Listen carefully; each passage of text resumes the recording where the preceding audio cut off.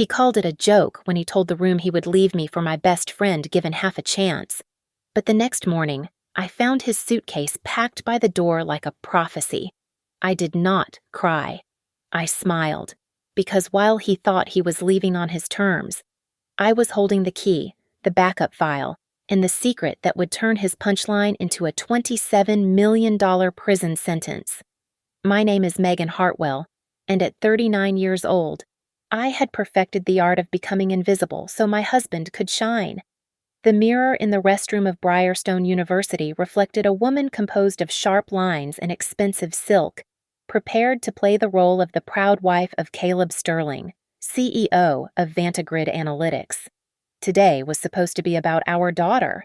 She was receiving her MBA, a milestone we had saved for since she was in diapers. I smoothed the front of my dress, checked my teeth for lipstick, and walked out into the humid afternoon air to wait for the man who controlled our schedule. He was late. The ceremony was minutes away from starting, and the reserved seats in the front row remained conspicuously empty. When the black town car finally pulled up to the curb, 40 minutes past the start of the reception, Caleb did not step out alone. The door opened, and there was Tessa Rayner, my best friend, the woman who had held my hand during labor and listened to my fears over coffee for 14 years. She was wearing a dress that cost more than my first car, hanging onto Caleb's arm like she was the one whose name was on the invitation. I stepped forward to greet them, but Caleb breezed past me toward the bank of photographers waiting near the entrance. He flashed that practiced, shark-like smile that the business magazines loved. "Sorry for the delay, everyone," Caleb announced, his voice booming without a microphone. He pulled Tessa closer to his side. I had to pick up the better half of the dynamic duo. You know what I always say, if I ever had the chance. I'd leave Megan for Tessa in a heartbeat. The crowd laughed. It was the kind of polite, nervous laughter that rich people used to fill awkward silences. I froze. He had said it before at dinner parties, usually after 3 glasses of scotch, but never like this. Never in front of investors. Never when I was standing right there, looking like a ghost in my own life. Just a joke. "Megs," he called out, barely glancing my way. "Don't be so sensitive." Before I could move, the ushers were guiding them to the front. I watched as Tessa sat down in the seat, clearly marked Megan Hartwell. She adjusted her skirt and leaned into Caleb, whispering something that made him chuckle. An usher looked at me, pity in his eyes, and pointed to a folding chair in the 3rd row, behind the assistants and the interns. I sat down. I had been demoted in real time. Then the ceremony began. The massive screen above the stage lit up, broadcasting the front row to thousands of people. My daughter was walking across the stage, her cap slightly askew. She looked for us. I saw her eyes scan the front row. She saw her father. She saw Tessa. And then she saw Caleb wrap his arm around Tessa's waist and squeeze, a gesture so intimate it sucked the air out of the room. My daughter stopped walking. On the giant screen, her smile didn't just fade, it shattered. She looked confused, then horrified. She accepted her diploma with shaking hands and hurried off stage without looking back. My phone buzzed against my thigh. I looked down, expecting an apology from Caleb, or maybe a confused text from my mother. It was from a blocked number. "Do not go home tonight. They are clearing the path to blame you." The world around me seemed to slow down. The applause sounded like static. A younger version of me would have run to the bathroom to cry. A weaker version of me would have made a scene. But the Megan Hartwell sitting in the 3rd row was neither young nor weak. I was a systems architect, and I knew how to recognize a glitch in the code. I did not look up. I unlocked my phone and opened my secure notes app. My fingers did not tremble. I typed exactly 4 words. "Activate the clause." I slipped the phone back into my clutch. It felt heavy, like a loaded gun with the safety off. I looked at the back of Caleb's head. He was clapping, turning to smile at Tessa, completely unaware that the ground beneath him had just been rigged with explosives. I stood up as the ceremony ended, blending into the crowd. I was no longer the victim of a public humiliation. I was a witness collecting evidence. I walked to the valet stand and retrieved my keys. The metal felt cold and hard in my palm. I looked back one last time at the happy couple basking in the camera flashes.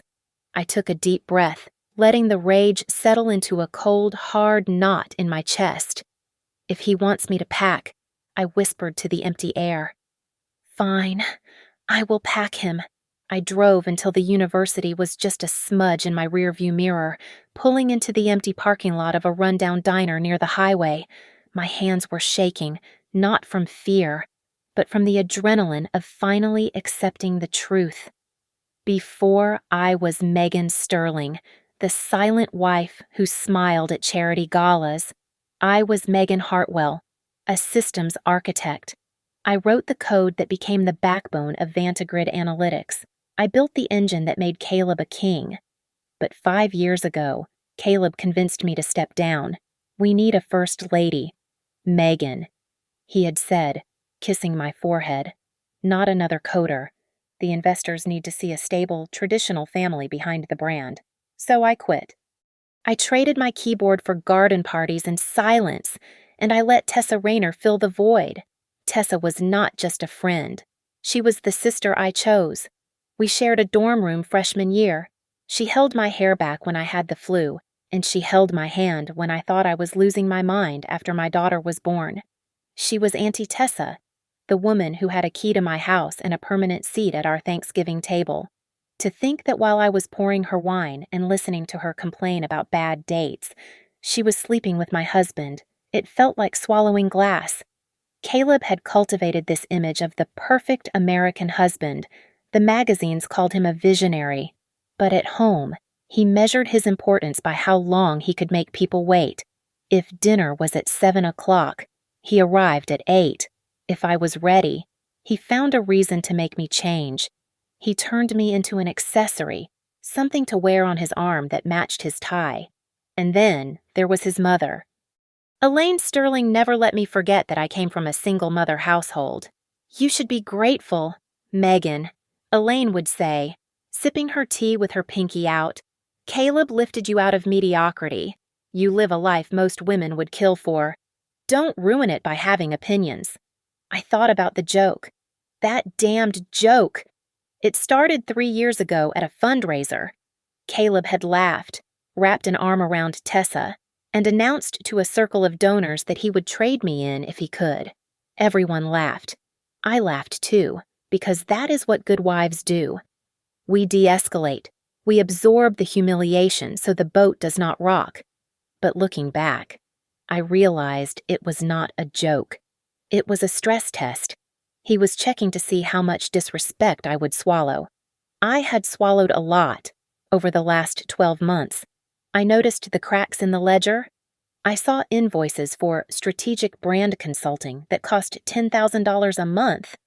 I saw a utility bill for a company-owned luxury condo in the city, but the account name listed for the electricity was Tessa Rayner. When I asked Caleb about it, he told me I was being paranoid. You don't understand corporate structures. Megan, he had said, stop trying to be smart. It's not your look. Then there was the document he brought home 2 weeks ago. He called it a family fund restructuring. He flipped through the pages fast, his finger pressing down hard on the paper. He covered the bottom half of the last page, leaving only the signature line visible. Just sign here. Honey, he said, it's for our daughter's future.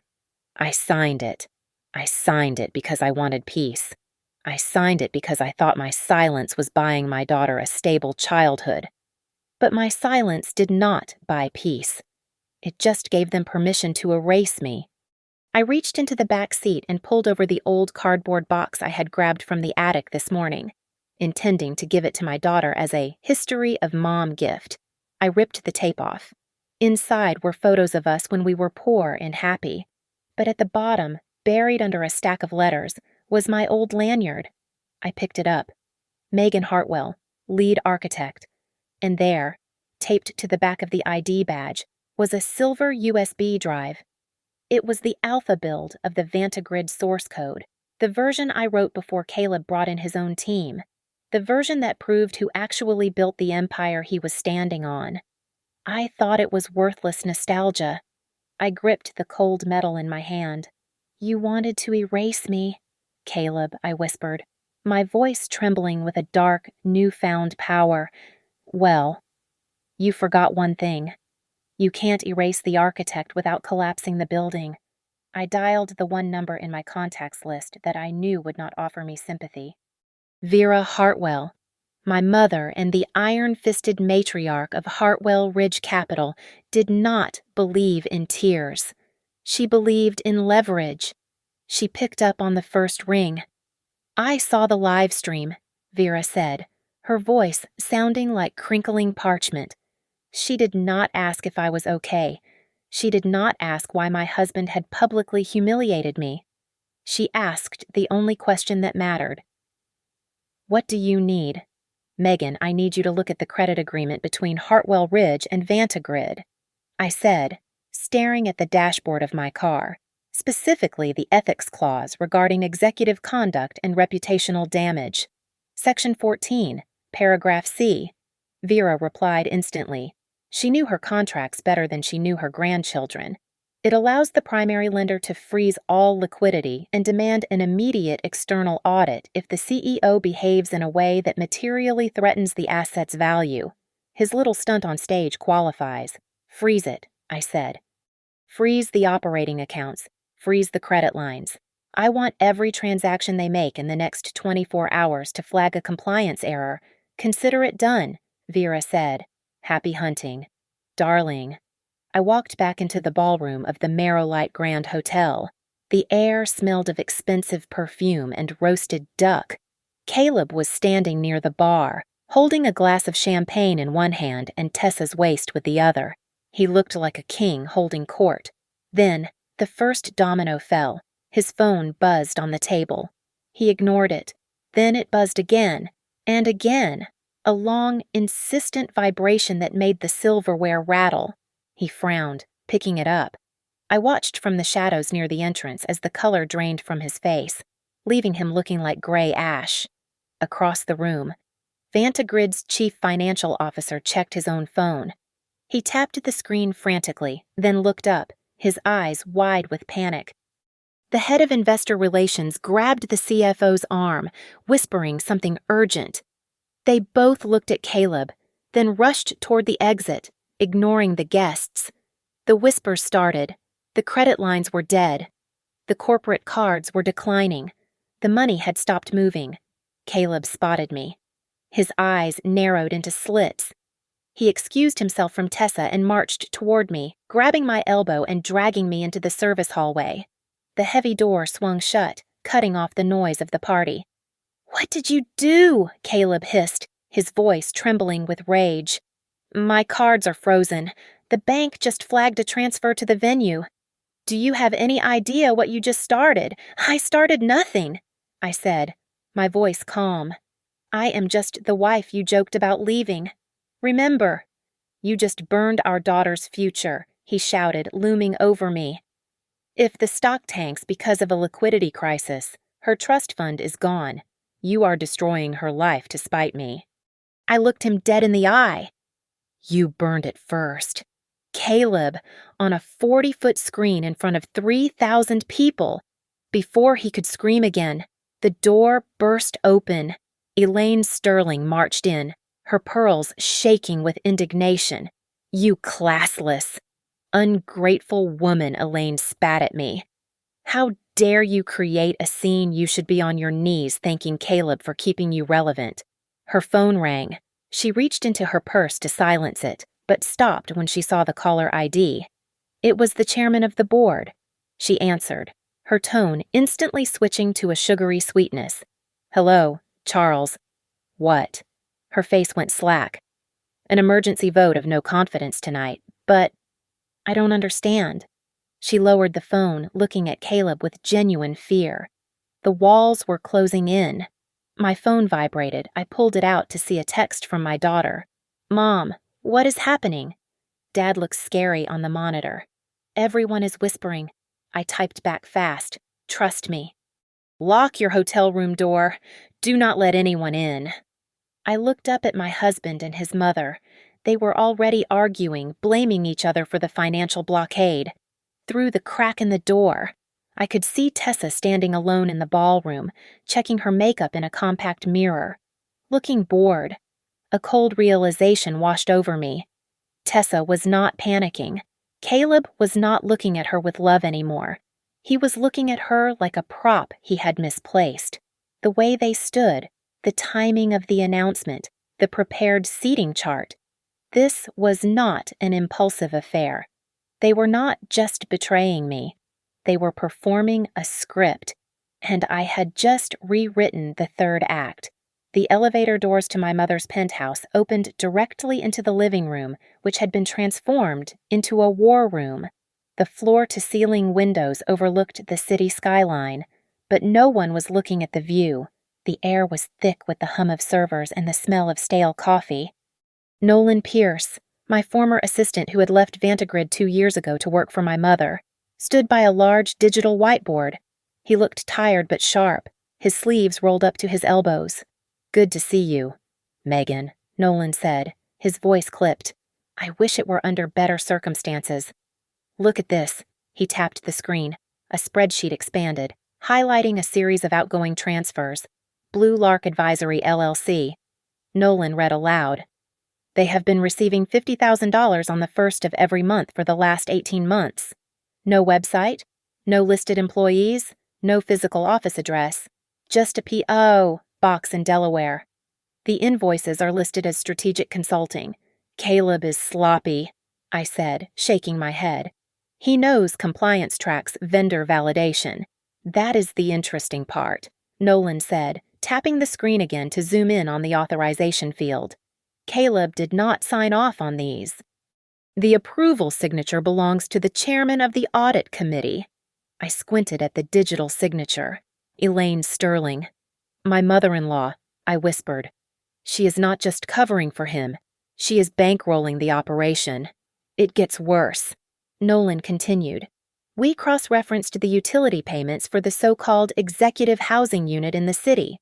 The lease is in the company's name, but the internet and power bills are registered to a private individual." A photo appeared on the screen next to the address. It was Tessa.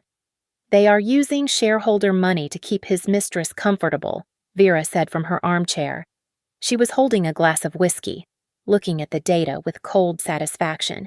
"And they are using my money to do it." Margot Keene, the most ruthless divorce attorney in the state, stepped forward from the shadows. She tossed a thick manila folder onto the glass coffee table. It landed with a heavy thud. "The embezzlement is just the vehicle. Megan," Margot said, her voice like gravel. "This is the destination." I opened the folder. It was a draft petition for divorce. The date was set for next week. "Read page 12.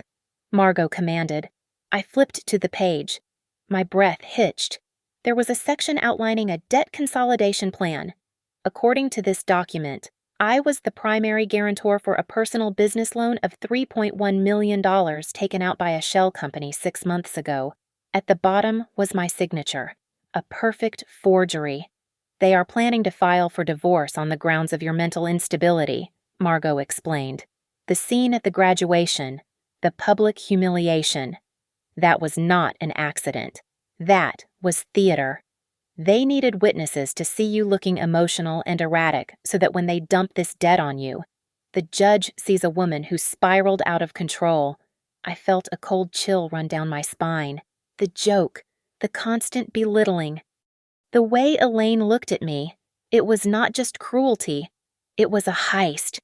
They were going to strip me of my assets, saddle me with millions in debt, and use my financial ruin to petition for full custody of my daughter's trust fund. "I suspected Elaine was skimming from the top for years," Vera said softly, "but I could not move without a legal trigger. Caleb gave me that trigger tonight." "We can bury them for the fraud," Margot said, looking at me intensely. "But to kill the debt and secure the assets, we need to prove that the intellectual property, the core code of Vantigrid, belongs to you, not the company. If we can prove you wrote the source code before the marriage, the entire valuation of the company becomes a marital asset dispute in your favor. I have a USB drive, I said, touching my purse. Digital copies are good, but they can be challenged, Margot said, shaking her head. I need the originals. I need the handwritten journals with the dates. I need the original hardware with the metadata that predates the incorporation. My stomach dropped. They are in the house. In the wall safe behind the family photo in the study. Caleb will be locked out of the bank accounts. Nolan warned. The first thing he will do when he realizes the audit is real is go home and scrub the physical evidence. I stood up. The fear was gone, replaced by a clarity that felt like ice water in my veins. He is still stuck at the hotel dealing with the board, I said, checking my watch. I have maybe 40 minutes before he figures out a way to leave. It is too dangerous, Vera said. It is the only way, I replied, walking toward the elevator. If he wants a war, I need ammunition. The house in Ashford Bluffs sat in total darkness, a looming silhouette against the night sky. I killed the headlights of my rental car a block away and approached on foot, my heart hammering against my ribs like a trapped bird. I punched the security code into the keypad by the side door. 1985, my birth year. The lock clicked open with a cheerful beep. Caleb had not even bothered to change it. He was so arrogant, so certain that I was nothing more than a broken woman crying in a hotel room, that he left the front door to his secrets wide open. I slipped inside. The air was stale, smelling of leather and lemon polish. I moved quickly to the study, using the flashlight on my phone. I pulled the framed photo of our family vacation in Maui away from the wall, revealing the hidden wall safe. My fingers spun the dial. Left to 10, right to 42, left to 3, click. I reached in and grabbed the black moleskin notebooks containing the original system architecture for Vantigrid. I grabbed the old backup hard drive. And finally, I grabbed the brass key to our safety deposit box at Iron Vale Private Vaults. As I shoved the items into my bag, a soft blue light pulsed from the corner of the room. I froze. The smart home hub on the desk was active. The small screen displayed a single chilling notification, remote access, active. Someone was watching the camera feed, right now. Enjoy the show, I whispered to the lens, my voice shaking. I glanced down at the bottom drawer of the mahogany desk. It was slightly ajar. I pulled it open. It was empty. A clean, rectangular dust outline showed where a thick file folder had sat just hours ago. Caleb was stuck at the gala. Elaine was with him. Someone else had been here. Someone had scrubbed the house before I arrived. I ran to the garage. I threw the bag into the passenger seat and reversed out of the driveway, tires screeching on the pavement. As I swung the car onto the main road, I checked the rearview mirror. A black SUV was parked 50 yards down the street, its engine idling. As soon as I passed, its brake lights flared red. Once. Twice. A silent greeting. My phone rang. It was Nolan. "Do not go back to the highway," Nolan said, his voice tight. "They are tracking the transponder. Take the service road behind the mall. There is a black SUV," I said, gripping the steering wheel until my knuckles turned white. "It's following me." "I see it on the traffic cam," Nolan replied. "Listen to me. Take the next right. Cut through the gas station. Lose them." I jerked the wheel to the right, cutting across 2 lanes of traffic. Horns blared. I wove through the back streets of the industrial district, making 3 random turns until the headlights behind me finally disappeared. 20 minutes later, I pulled up to Iron Vale Private Vaults. The building was a fortress of concrete and steel. I met Margot's paralegal in the viewing room. She held up a camera to record the entire process, establishing a chain of custody that would hold up in court. I inserted the brass key I had retrieved from the house. The heavy metal box slid out. I opened the lid, expecting to find family heirlooms or perhaps cash. Instead, there was a single, thick envelope I had never seen before. I tore it open. It was a personal guarantee agreement. I scanned the document. My breath caught in my throat. It stated that I, Megan Hartwell, personally guaranteed a high-risk credit line for Vantigrid in the amount of $27 million. At the bottom was my signature. I ran my thumb over the ink. It looked like my handwriting, but the pressure was all wrong. The loops were too heavy. It was a forgery, a clumsy one, but enough to bankrupt me if the company went under. They didn't just want to divorce me, I said, staring at the paper. They wanted to bury me in debt for the rest of my life. My phone pinged with a priority email notification. I looked at the screen. It was from a law firm representing Vantigrid Analytics. Subject notice of legal action, theft of trade, secrets and restraining order. I read the preview text. Caleb was suing me. He was claiming I had stolen proprietary data and was demanding an emergency injunction to freeze my assets and silence me before morning. I looked up at the camera lens, clutching the forged contract in my hand. He wants to sue me for theft, I said, my voice dropping to a dangerous whisper. Good. Let's go to court. Margot read the email on her tablet and let out a short, sharp laugh that sounded like a gunshot in the quiet room. She tossed the device onto the table next to the forged loan documents. He is desperate, Margot said, her eyes gleaming with the thrill of the hunt. And he just made a fatal error. By suing you for theft of intellectual property, he has to prove that the company owns the code. That opens the door for full discovery. We can now legally subpoena every hard drive, every email, and every version history log in Vantigrid's server to prove ownership. He just invited us to strip search his entire company. He thinks he can bury me in legal fees before we get that far, I said, pacing the floor. He is wrong, Margot replied. My daughter's phone buzzed on the couch. She picked it up, her face twisting in confusion and pain. She held the screen up for me to see. It was a text from Caleb. Don't listen to her. Sweetie, Mom is having a mental break. She is imagining things. I am coming to get you. I felt a surge of rage so hot it almost blinded me. He was not just stealing my money. He was trying to steal my reality. He was gaslighting our child to cover his tracks. Block him. I told her gently. Trust me. Then my own phone rang. The screen displayed a number I knew by heart, but the name attached to it made my stomach churn. Tessa. I hesitated, then swiped answer, putting it on speaker. If you are calling to gloat, I began, my voice ice cold. Save it for the deposition. Megan, please, don't hang up. Tessa's voice was unrecognizable. It was high, brittle, and shaking. I am not the one they are trying to save. I am the one they are going to throw off the cliff. You slept with my husband, I said. You don't get to ask for help. I didn't just sleep with him. Megan. I was hired. Tessa sobbed on the other end. It was a contract. Elaine hired me 6 months ago as a brand repositioning specialist. The affair. The graduation entrance. It was all storyboarded. I have the scripts. They told me where to put my hand on his arm for maximum camera impact. I froze. It was not passion. It was PR. Meet me, I said. 5 minutes. The service entrance. I went down alone. Tessa was standing by the dumpsters, shivering in her couture dress. She looked small and terrified.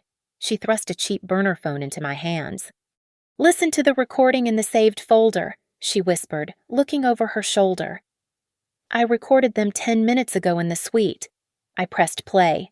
Caleb's voice was clear, panic edging into his tone. The audit is going to flag Blue Lark. We can't hide the transfers. Then Elaine's voice, calm and venomous. We don't hide them. We reclassify them. We say Tessa Rayner was the rogue agent who set up the shell company. We say she embezzled the funds using your credentials. We sacrificed the girl to save the CEO. I looked up at Tessa. The glamour was gone. She was just a woman realizing she was disposable. They are going to frame me for the embezzlement, Tessa said, tears streaming down her face. They are going to send me to prison to explain away the missing money. I don't pity you, I said, holding her gaze. But I can use you. I pulled a document from my bag, a blank affidavit Margot had prepared for witnesses. "You sign a sworn statement right now," I said, clicking a pen. "You hand over every email, every invoice, and every storyboard Elaine sent you. In exchange, my lawyer will present this to the district attorney as cooperation. We get you immunity for the fraud, and you get to stay out of jail." Tessa snatched the pen and signed so hard she almost tore the paper. "There is something else," she said, wiping her eyes. "There are 2 sets of books. The digital ones they are scrubbing right now, and the physical backups. Caleb keeps the real ledger in a self-storage unit in the industrial district, Unit 312. I took the burner phone and the affidavit. I turned to walk back inside, leaving her standing in the cold alley. As I reached for the door handle, I felt something crinkle in the pocket of my coat. I stopped. I reached in and pulled out a small, folded slip of paper. I had not put it there. I unfolded it. Written in frantic, jagged handwriting was an address, Northline Secure Storage, Unit 312. I stared at the paper. Tessa had just told me this location, but someone else had slipped this note into my pocket before I even came downstairs. Was it a warning, or was it an invitation? I looked at the address, then back at the dark city skyline. Either this is the final nail in his coffin, I whispered to myself, or I am walking straight into a trap. The industrial district at 4:10 in the morning felt like the edge of the world. It was a landscape of corrugated steel, chain-link fences, and silence so heavy it pressed against my eardrums. We arrived at Northline Secure Storage in 2 black SUVs myself, Nolan, and 3 of my mother's private security detail. The air smelled of diesel and cold dust. I looked at the keypad. The neon buttons glowed a sickly green in the dark. I typed in the code from the anonymous note I had found in my pocket. 4729. The gate did not buzz or reject the code. It slid open with a smooth, well-oiled hum. "That was too easy," Nolan whispered, his hand hovering near his belt. "Someone wants us in there. Megan, this isn't a break-in. It's an invitation. Or a trap," I replied, stepping out of the car. We moved quickly to Unit 312. The security team swept the perimeter while Nolan cut the padlock with bolt cutters. The metal door rolled up, revealing a space that looked nothing like a storage locker and everything like a crime scene waiting to be processed. Inside, there were no old mattresses or broken furniture. Instead, the room was lined with industrial shelving units, each stacked with bankers' boxes labeled by fiscal quarter. In the center sat a high-end computer tower and a row of external hard drives. I grabbed the nearest drive. A piece of masking tape on the side read, "Q2 mirror at vendor lists, board notes. Start scanning," I ordered. Nolan booted up the tower. It was not password protected. Another open door. He pulled up the accounting software, and within seconds, the room filled with the blue light of the monitor. "Got it," Nolan said, his voice grim. 2 sets of books. "Look here." He pointed to the screen. On the left was the official ledger, the one sent to the IRS and the shareholders. It was clean, balanced, and boring. On the right was the shadow ledger, Blue Lark Advisory. I read aloud, tracing the line item with my finger. Cayman Islands transfer, 40,000, 50,000, and look at the beneficiary column. Every month, a percentage of the skimmed money was routed to an account marked simply E.S., Elaine Sterling. Nolan said, "She wasn't just protecting her son. She was taking a commission." I opened one of the physical boxes. Inside, taped to the inside cover of a binder, was a handwritten note on yellow legal paper. The handwriting was jagged and hurried. "If audit opens, activate Plan Helix?" "Helix," I asked. "What is Helix? I don't know," Nolan said, but whatever it is, it terrified them enough to write it down. Suddenly, my phone lit up in my pocket. It vibrated violently, shattering the silence. I pulled it out. A security alert from my cloud service flashed across the screen. Warning: new login attempted from Marrow Light Hotel. Location services active. They are pinging my phone, I said, feeling the blood drain from my face. They are using the Find My feature to track the GPS. They know we are here. Kill it. The head of security barked. Turn them all off. Now, we powered down our devices, plunging the unit back into semi-darkness. The feeling of being watched was no longer a paranoid itch. It was a physical weight. I grabbed the hard drives and the binder with the Helix note. We have what we came for. I said, let's go. We drove back to the city using back roads, constantly checking our mirrors for headlights that lingered too long. The cold morning air felt like smoke in my lungs. By the time we reached Vera's penthouse, the sun was beginning to bleed gray light over the horizon. The war room was already active. A team of independent forensic auditors had arrived, and the smell of fresh coffee battled with the tension in the room. Vera stood by the window, her phone pressed to her ear. I want the motion filed at 8 a.m. sharp, Vera commanded into the phone. Total asset freeze, breach of fiduciary duty, and get the emergency injunction ready. She hung up and looked at me. I placed the hard drives on the table. We have the double ledger, I said, and we have proof Elaine was taking a cut. Before Vera could respond, the landline on the desk rang. It was a private, unlisted number that only family knew. Vera nodded at me to answer. I picked up the receiver. Megan, Caleb's voice came through, sounding ragged and broken. He was not shouting anymore. He sounded like a man standing on a ledge. Please, we can stop this. You don't have to burn the whole company down. I didn't light the match. Caleb, I said. Name your price. He pleaded. Anything. Cash. The house. Full custody. Just tell me what you want to make the files disappear. I looked at the hard drives, then at my mother, and finally at the sunrise breaking over the city. I don't want your money. Caleb, I said, my voice steady and cold. I want the truth recorded, line by line. I want it all on the record. I hung up. The silence that followed was heavier than the one in the warehouse. We had the evidence, but the mention of Plan Helix gnawed at me. They were cornered, and cornered animals did not just surrender. They attacked. Caleb had no choice but to attend. Canceling his keynote address at the Summit Integrity Forum would have been an admission of guilt that sent the stock price crashing into the basement. He had to stand on that stage at the Harbor Point Convention Center and pretend the world was not burning down around him. I dressed for a funeral, but not mine. I left the floral prints and soft pastels of the dutiful wife in the closet.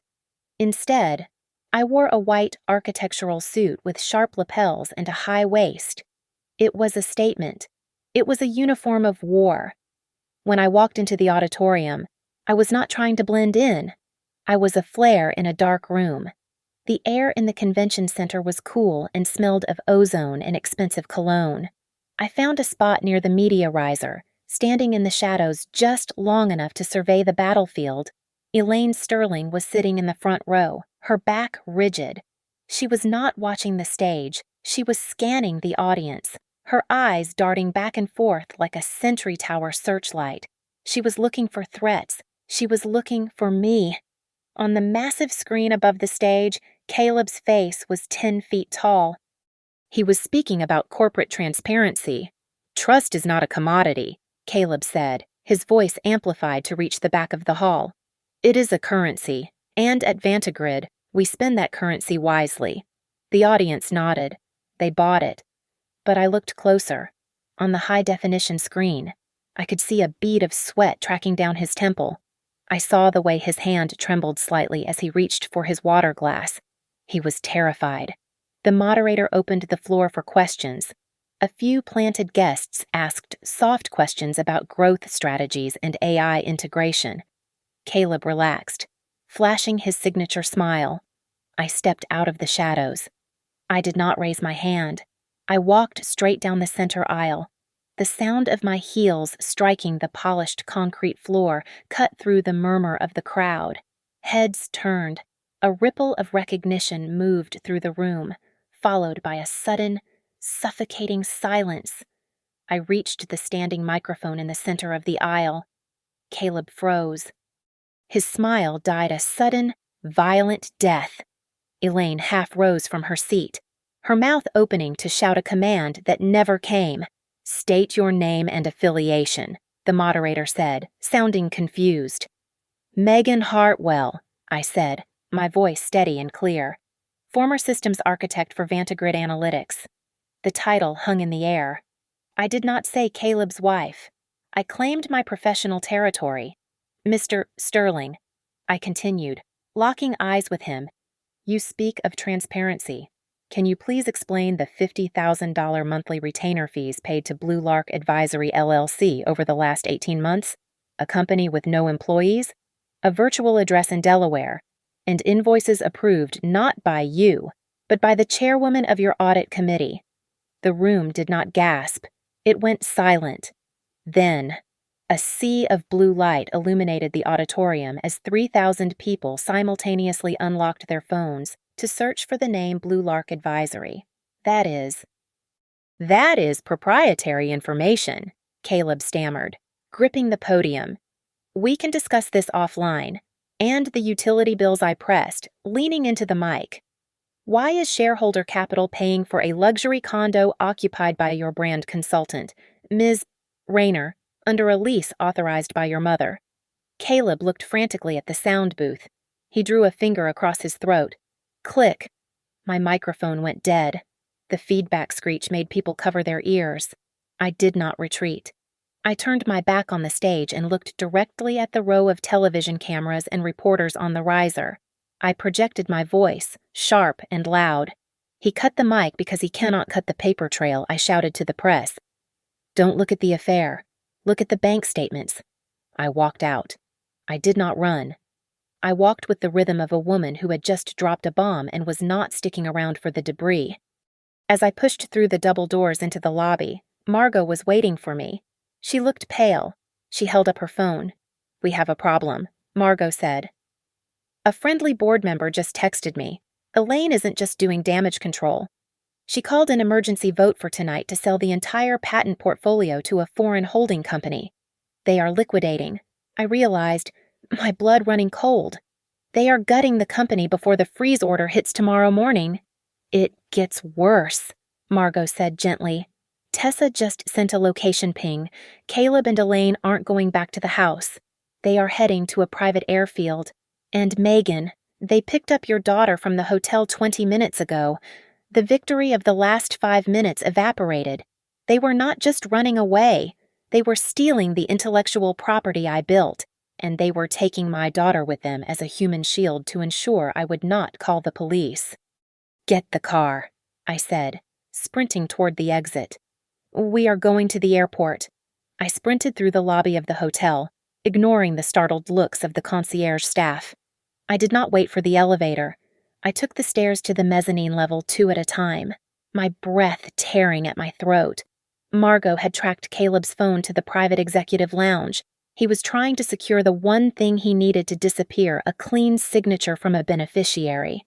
I burst through the double doors. The lounge was quiet, dimly lit, and smelled of stale coffee. Caleb was sitting on a leather sofa, leaning forward, his posture mimicking that of a concerned father. My daughter sat opposite him. She looked small, huddled in her coat, a pen hovering over a thick stack of documents. "Just sign right there." "Honey," Caleb said, his voice soft and coaxing. "It is just a formality to protect your trust fund from the bankruptcy.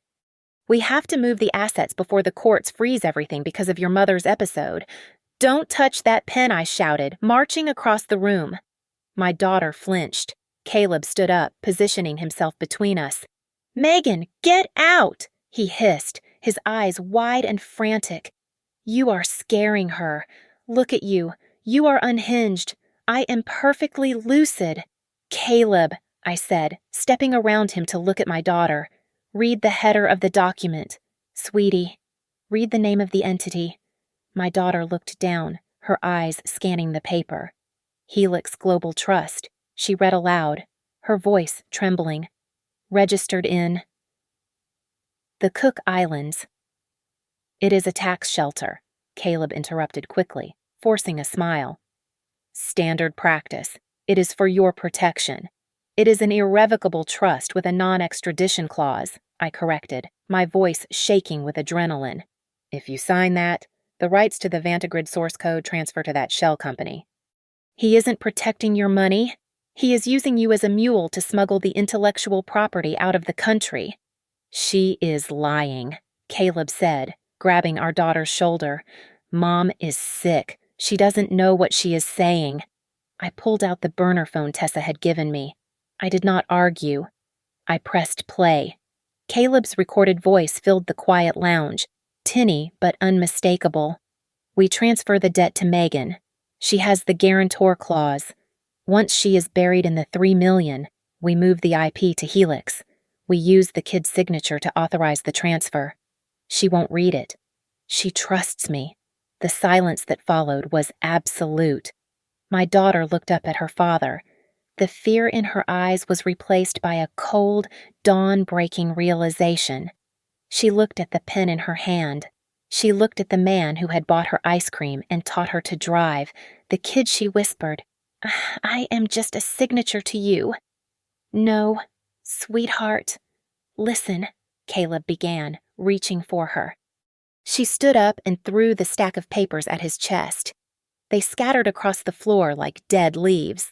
I would rather lose every cent, she said, her voice cracking, than help you steal one more dollar from Mom.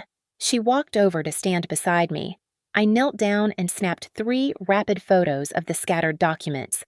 I captured the account numbers, the routing codes for the offshore bank, and the timestamp at the top of the page marked pending authorization. I hit send. Margot, I said into my phone as we backed toward the door. I have proof of intent to defraud a beneficiary. File the motion. Filing now. Margot replied, I am arguing breach of fiduciary duty. If the judge signs it, their passports get flagged in the federal system. My phone buzzed again. It was a text from Tessa. They are at Greystone Airfield. Engines are running. You have 25 minutes before wheels up. I grabbed my daughter's hand. We ran out of the hotel and into my car.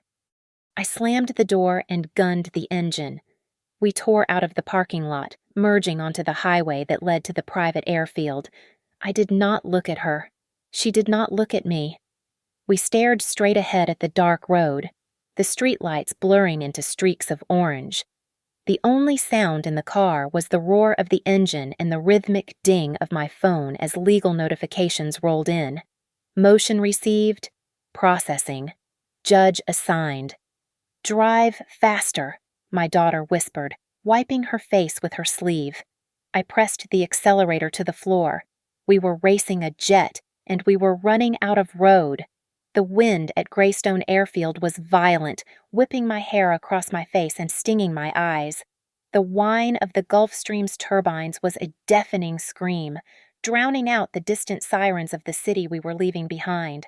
Caleb and Elaine were already at the foot of the air stairs. They were dragging their Louis Vuitton luggage, heads held high, moving with the arrogance of 2 people who believed the laws of gravity applied to everyone but them. I stepped out of the car, holding my phone high like a shield. Margot flanked me on the left, my daughter on the right. It is over. Caleb, I screamed over the roar of the engines. The order is signed, Federal Injunction Number 492, Total Asset Freeze, Prohibition on Intellectual Property Transfer, and a travel ban effective immediately. Caleb stopped with 1 foot on the stairs. He turned to look at me, his tie flapping wildly in the wind. A manic grin stretched across his face. You are too late, Megan, he shouted, cupping his hands around his mouth. I moved $5 million into decentralized crypto wallets 20 minutes ago. You can't freeze what you can't find. Margot stepped forward, her voice cutting through the noise with the precision of a sniper shot. We don't have to find it. Caleb, Margot yelled. Since you moved it after receiving notice of a forensic audit, that is no longer just hiding assets. That is felony concealment and obstruction of justice. You just added 10 years to your sentence. Caleb's grin faltered. He looked at our daughter, extending a desperate hand. Sweetheart, get on the plane, he pleaded, his voice cracking. Don't let her ruin us. We can go to the island. We can be a family. My daughter looked at the private jet, then at the man she had worshipped since she was a toddler. She took a step back, gripping my hand tight. I would rather start over with nothing, she said, her voice steady and lethal, than live another day on your lies. That was the blow that broke him. Caleb's shoulders slumped, and then the world turned red and blue. Floodlights from 4 unmarked SUVs blinded us as they swarmed onto the tarmac. Agents in windbreakers emblazoned with FBI, Financial Crimes Division, poured out, weapons drawn but pointed low. Federal agents, a voice boomed over a loudspeaker. Step away from the aircraft. Put your hands where we can see them. Caleb dropped his bag. It hit the asphalt with a heavy thud. He fell to his knees, burying his face in his hands. Elaine, however, did not go quietly. She screamed at the approaching officers, her face twisted in a mask of fury. Do you know who I am? She shrieked, thrashing as an agent grabbed her wrist. I am Elaine Sterling. You cannot touch me. I demand to call the governor. The agent said nothing. He spun her around and clicked the handcuffs into place. The metallic snap echoed louder than the jet engines. I watched as they were led away into the back of the waiting vehicles. The noise died down as the pilot cut the engines. The silence that followed was heavy and cold. As the convoy began to pull away, a member of the ground crew approached me. He looked nervous, glancing over his shoulder before handing me a sealed white envelope. A woman asked me to give this to you. He mumbled. She said it was the receipt. I tore it open. Inside was a single index card with a handwritten note. Do not trust Tessa. She is the one who gave us the map to the vault. I froze. My blood ran cold. I looked across the tarmac to where Tessa was standing by the perimeter fence, watching the arrest with a look of pure relief. I thought back to the safe deposit box. The forged guarantee document had been placed right on top, perfectly positioned for me to find. The anonymous note in my pocket, the tip about the storage unit. Tessa had not been a helpless victim forced into a scheme. She had been the architect of the downfall.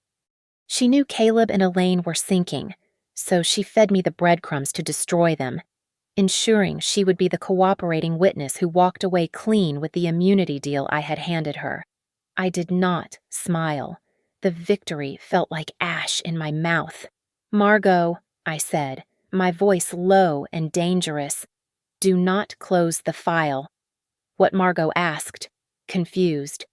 Open an independent investigation into Tessa Rayner's role in Plan Helix.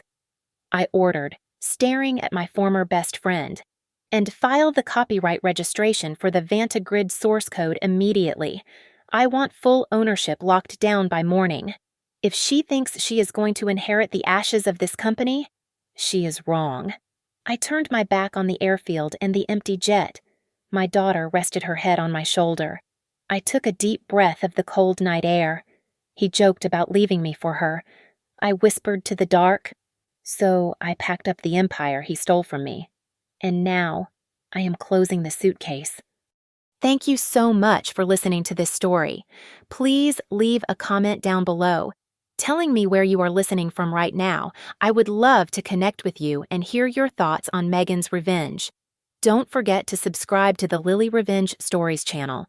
Like this video and smash that hype button so this story can reach even more people.